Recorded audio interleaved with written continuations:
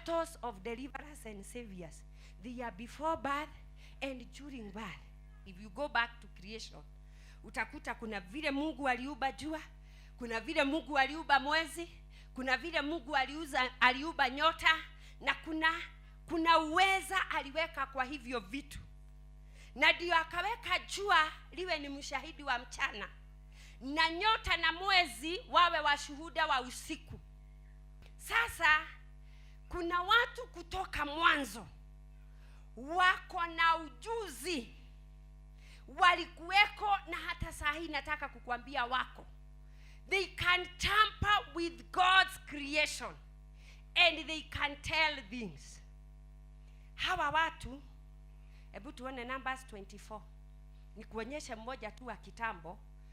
24:17. Nataka uone Balaam. Balaam alikuwa enzi za kitambo.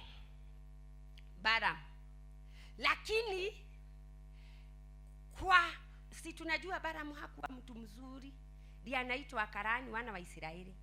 Lakini alikuwa na uwezo. Kuna nguvu kiasi alikuwa nazo hata za kulaani.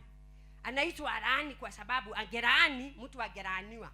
Na alikuwa na uwezo wa kuona mbele, na si uwezo wa kiungu, na aliweza kumuona Yesu. Hapa Balaam, na sio kama akina Isaiah chapter 9 ana prophesy about the birth of Jesus Christ. Ukienda, not many of the prophets did not prophesy about Jesus Christ. Naye Balaam hapo na maroho yake anasema, I see him. Wacha tuwekewe New Living Translation. Anasema, I see him but not here and now. I perceive him but far in the distant future. A star will rise from Jacob. A scepter will emerge from Israel. It will crush the foreheads of Moab's people, cracking the skulls of the people of Sheth. Anaongea juu ya nani? Ya Yesu. Madhani ya roho. Kwa hivyo nataka kusema hivi, ndio nisikushtue sana. Nataka kusema ya kwamba kulikuwa na watu wakati wa Yesu, na mpaka siku ya leo kuna watu ambao huwa wanaingia katika ulimwengu wa rohoni na wanatampa na God's creation, and they can tell when somebody great is being born and when somebody who has no impact is being born. Bwana Yesu apewe sifa. Hawa watu wanaitwa seers, wanaitwa magicians, wanaitwa wise men, wanaitwa magi, uliokenda kumeta. Biko hizi tumetaga astrologers. Kwa hivyo wakati ulizaliwa ulimulikwa. Hebu ambia jirani alimulikwa. So if you are a deliverer, ulijulikana wewe ni deliverer. So the spiritual world somehow has got ability to know great people. Watu wakuu wakati wanazaliwa. Watu ambao wako na impact wakati wanazaliwa. Deliverers wanaonekana kama mapema. Saviors wanamulika wa mapema. Wewe ukiona nuru, wengine wataona nuru. Deliverers methagwa before birth and during birth. It is not a coincidence in Exodus 1:16. Ati ndio Farao anasema, I release a decree, watoto wa kiume wakizaliwa wauawe. When Moses was just about to be born. It was not a coincidence. Ilikuwa vitu imekuwa programmed in the spiritual realm. Atakwena modorashi aroletwa Musa, na ataokoa wana wa Israeli kutoka kwa utumwa. Wacha mfalme, yani mfalme anatangaza mambo hata pasipo ya kujua. Tangaza watoto wa kiume wauawe. Na saa hiyo ndio Musa anazaliwa. Na atukuzwe Mungu wa Jokebed, ambaye ni mama yake Musa. Alimpatia kuelewa ya kwamba huyu mtoto si wa kawaida. Anamtengenezea kitu, anampeleka kwa maji. Bwana Yesu apewe sifa. Na akaokolewa. Battles of deliverance and saviors, they are before birth and during birth. Sifira na pua wanaambiwa nao during birth. Uweni wanaokoa tu, wanaachilia tutoto tuponyoke tu, kwa sababu they feared God. Bwana Yesu apewe sifa. So nashukuru Mungu kwa haya madhabahu, si wadada wengi wana conceive na wasilete mtoto to dedicate. Akiwa kwa tumbo, hajaona jua, hatujui ni kijana ama ni msichana, we dedicate. Tumewafundisha hivyo, na ninasema hivyo kwa sababu ya mwingine hajui. Bwana Yesu asifiwe. Before and during birth, vita vya deliverers, vita vya saviors. Msichana ambaye hujaolewa, kijana hujaoa, si you are advantaged.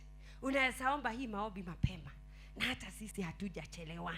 Na wale tuko na vijana wameoa na wasichana wameolewa, tunatangazia uzao wa tumbo zao, hizo nyota zisionekane kwa jina la Yesu Kristo. Another area ambayo stars and deliverers, saviors wanafamiwa ni kwa family, kwa jamii. Another area of battle is family, where you belong, where you are born. Sasa hii nitakibia, ukisoma 1 Samuel 16 inaongea mambo ya Daudi kumwagiliwa mafuta. 1 Samuel 16, Daudi kuteuliwa. Na kitu cha kwanza verse 10 to 11 inaongea juu ya baba yake Jesse, father to David. Anaita vijana wote. Then Samuel asked, "Are these all the sons you have?" "There is still the youngest," Jesse replied, "but he is out in the fields watching the sheep and goats." Said for him at once, Samuel said, "We will not sit down to eat until he arrives." Being despised in your family. Hiyo ni vita ya all deliverers and all saviors. You are despised. David was first despised by the father, secondly despised by his brother Eliab. 1 Samuel 17.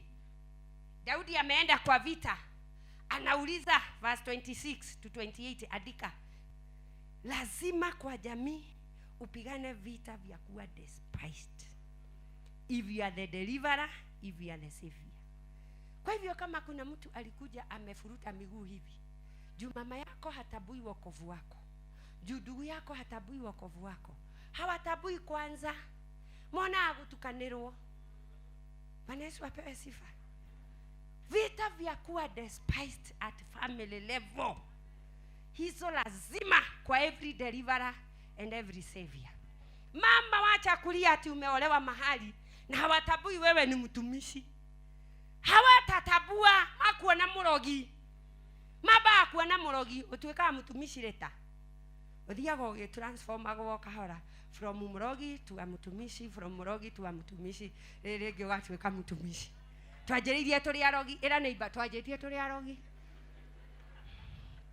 Wanaona mtumishi baadaye. Atikai, I wish wanaweza kuja Karatina, waone vile nimeheshimiwa. Ni mimi naongoza region mzima. Oh yeah. Abia jirani, oh yeah. I wish wanaweza kuja waone ile majukumu pastor ameniaminia. Horera. Vita vya kwanza is being despised in your family. Your brothers wanakuangalia hivi, wako na magari na hawajui ni Joshua 3. Is it Joshua 3? Wakati wana wa Israeli wanavuka mto wa Jordan na umejaa, sikuna wale wasee walikanyanga maji, wana wa Israeli wakapita. Your brother hajui ni wewe umemkanyagia maji hivi, akanunua Prado. Hajui. Ndile jirani hawajuagi ni wewe umewakanyagia maji hivi. Wanaishi kwa bana wanawake na matile mara waramukigo. Hawajui. Hawaelewagi. Biblia inasema ya kwamba hao wazee baada ya kila Muisraeli kupita wameshika saduku la agano, ado makiri na mamilioni makehetoka. Unafikiria wao walifuka saa ngapi? Juni wao walikuwa wa mwisho kuvuka. Kuna uwezekano ukanyagia watu wenu maji, wafanye masters, waoe, wanunue magari, alafu baadaye ndio utapita, baadaye ndio utavuka. Elewa hii maneno na urelax. Hii mambo utendeka. You are being despised. Unadharauliwa, na ndio Yesu akaongea Matthew 10:34. Wewe naomba nimalize huu ujumbe haraka tuombe. If you read Matthew 10:34 to 37 sitasoma. Utaona Biblia inaongea juu ya sisi. Yesu anasema si kuja kuleta amani, nilikuja kuleta utengano. Alafu verse 36 inasema, niwekewe tu verse 36 peke yake, NIV. Amongst enemies will be the members of his own household. Take it or wake it. Ati maadui wa mtu, your enemies will be right in your own household. Usikerwe, iko kwa Biblia. Lazima every deliverer and savior apitie vita vya kuwa despised. After that, kwa jamii tu anapigwa na vitu zinaitwa family altars and foundations. That is another battle. Iko tu kwa category ya family. A is being despised. B, unapigwa na madhabahu na misingi ya kwenu. Judges 6 tulikuwa nayo asubuhi. Gideon, madhabahu ya bababu zake, yeye anamnyanyasa. Bwana Yesu apewe sifa. He was oppressed, akawa na uoga. Verse 2, Biblia inasema ya kwamba wangeogopa, wanajificha kwa mapago. Verse 11, anakutwa na malaika akipepeta gano. Wapi? Mahali pa kutengenezea zabibu. Yani Gideon kigogona kia maithe magukawe ilikuwa imemdespise, ilikuwa imemuoppress, amejawa na uoga, ako confused. Badala ya kupepeta gano in threshing floor, ako kwa wine press. Confusion na uoga. Watu wakiingia kwa mapango ako pale. Bwana Yesu apewe sifa. Anaambiwa na malaika, verse 12, mighty man of valor, anamwambia nyamazia hapo. Unaniita aje? Bwana Yesu apewe sifa. Our clan is the weakest and I am the least. Hii mambo yote unaona na Gideon, mauoga, mawasiwasi, hiyo mawasiwasi yote, uncertainties, fear za kuingia kwa mapango, confusion ya kwenda kwa wine press badala ya threshing floor, ni madhabahu ya baba yake. Every deliverer and savior no ginya weterere bareno, lazima ugoje vita vya madhabahu na misingi ya kwenu. Why? Kwa sababu unakuja kubadilisha mambo ya miaka na miaka. Power is changing hearts. Si rahisi. Bwana apewe sifa.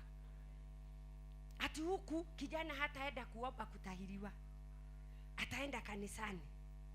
Na mapepo ya huko inajua kijana lazima aombe kutahiriwa kwa aniko ndio wachijiwe na mambo yafanywe vile walipanga. Unakuja kubadilisha, ati nataka kufanya ndoa takatifu, na huko watu wanaolewa mtu akiwa na watoto 5. Yaani wewe ndio unataka kubadilisha mambo. Sasa hiyo ndio unakuja kubadilisha, lazima itoe fujo. When power is changing hearts, wewe ndio unakuja na hiyo githomo ya kurugaruga. Wewe ndio wa kwanza kufogodha kwenu. Wewe ndio wa kwanza kuleta ushirika. Wewe ndio wa kwanza kusikika Heaven's Gate. Wewe ndio wa kwanza julia kutiliwa mafuta uwekwe kora. So expect, if you are deliverer, if you are a savior, kwa maeneo yoyote ile umeitwa, expect kuna vita kwa family level. 1 ni ya watu kukudespise. Number 2 ni madhabahu na misingi ya kwenu kukukataa. Na hatukuzwe Mungu, ukipigana kabisa huwa inaruhusu mtu apite. I want us to pray, but let me mention ya kwamba a deliverer, if you are a deliverer or a savior, unaweza kutana na vita vya watu wanaitwa wakuu. Battles of kings, battles of the mighty, battles of leaders, battles of the anointed. Hii mfano yake ni Daudi na Sauli.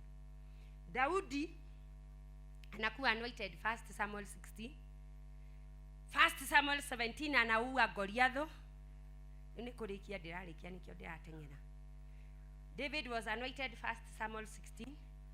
He killed Goliath 1 Samuel 17 ni chapters. From 1 Samuel 18, Sauli ameanza kuwa na shida na Daudi. Battles of kings. Saviors and deliverers, they face battles of mighty people. Yani watu wakuu tu wanakuinukia. Na kuna watu kama hao kwa ibada hii hata kama sio wengi. 1 Samuel 18:9, Biblia inasema ya kwamba Saul kept a jealous eye on David. Hiyo 18 verse 11, the Bible says twice Saul wanted to kill David. Maita meli. Hiyo iko hapo na sisomi kwa sababu ya muda. Chapter 19 verse 10, anataka tena kumuua. Maita matatu. Hiyo ya 18:11 twice anamrushia javelin. 19:10 anataka kumuua tena. Saul tried to pin him to the wall, anaepuka.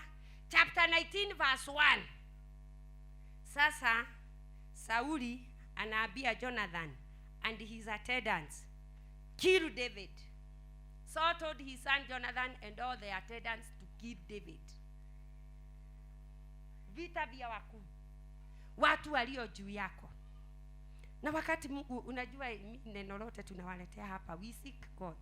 Nikaanza kuuliza Mungu, hivi vita vya wakuu, nikiangalia kanisa yetu ya Karatina, ujumbe ni wa wakuu, wanapigwa na wakuu. Na Mungu akaweka ndani yangu, akanikumbusha neno liko Proverbs 27:17, that an iron sharpens another iron. Shuma inoraga irienge. Na Mungu akaweka ndani yangu, watu wengi ambao hupingwa na wakuu, hata wao ni wakuu. So if you happen to face battles of kings, the anointed, the mighty, the leaders, you are a leader. If you are employed, na vita vyako ni vya boss, si colleague. Boss ni wakoragwo na thina nawe, you are a boss. Pigana hivyo vita mpaka uwe boss. Ukipigwa na ma colleagues, wachana nayo. Vita vyako vinatoka kwa principal direct. You are a senior person, head of department, then you are one. Bwana Yesu apewe sifa. Vita vyako ni vya CEO. Bas. As iron sharpens iron, so one man sharpens another. Bwana Yesu apewe sifa.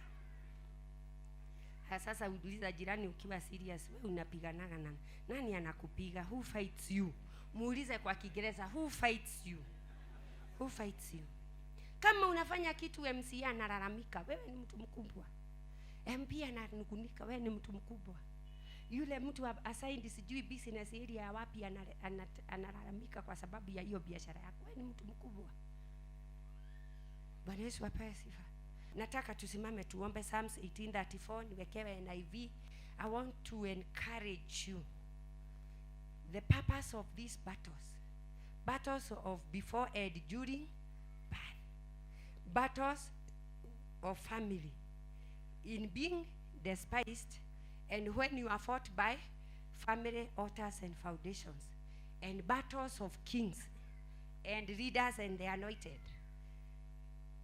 The Bible says, huyu ni Daudi, na aliandika hii Zaburi 18 after God fought him against all his enemies. The Bible says, including his chief enemy Saul. Wakati Daudi Mungu amempigania na maadui wake wote, mpaka Sauli ambaye ndiye alikuwa chief enemy wake, akaandika hii Zaburi. Akasema, he trains my hearts for battle. My arms can bear a bow of bronze. The purpose of all these battles is to train you for battle. Remember, you are a deliverer. Abia jirani, kumbuka wewe ni deliverer. Kumbuka wewe ni savior. So wakati nyota yako inachezewa, anasikiaga vitu kubwa kubwa ndani yake, lakini na huko ndani anasikiaga kama amekwama. Niguaga no jikeno Dirahota. The battles that you are facing, they are to train you. They are to train your hearts.